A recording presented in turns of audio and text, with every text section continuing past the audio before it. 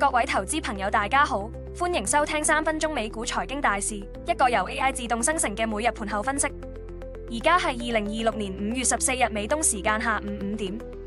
今日美股三大指數全線創新高亞，標普500首次突破7500點收市，最高衝上7517點，收報7501點，升咗0.77%。道指都重新企上5萬點大關，收報50063點，升0.75%。納指仲犀利，收報26635點，升0.88%。科技股帶頭衝上去，呢一輪升勢完全係由 AI 熱潮再度引爆㗎。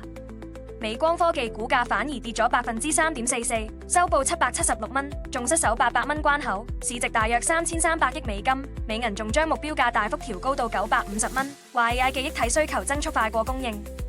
另外 Nebius 呢隻 AI 基礎設施公司第一季營收爆升684%，EBITDA 首次轉正，股價單日升6.7%，收報221.15蚊，成交大約65.7億美金。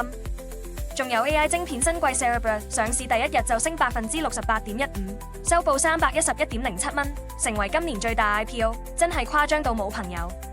宏觀方面，市場密切關注緊中美領導人會晤，特朗普同習近平一齊坐飛機去北京，呢個信號幾正面，帶動科技股普遍做好。英偉達跟隨黃仁勳隨團訪華，股價升4.39%，收報235.74蚊。不過都唔係全部好消息，阿里巴巴收入增速放緩，股價受壓。Palantir 雖然業績好，但市場獲利回吐，其實股價係升咗2.83%㗎，收報133.73蚊。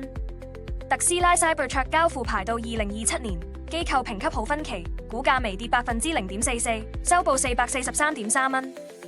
另外，有聯儲局理事辭職，為 Wuerst 接任主席鋪路，市場對貨幣政策連續性有啲擔心。板塊方面，半導體同 AI 相關股票表現最強，高估值軟件股就出現分化。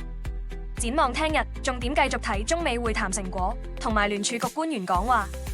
記住 AI 熱潮雖然勁，但都要留意估值太高嘅獲利回吐風險。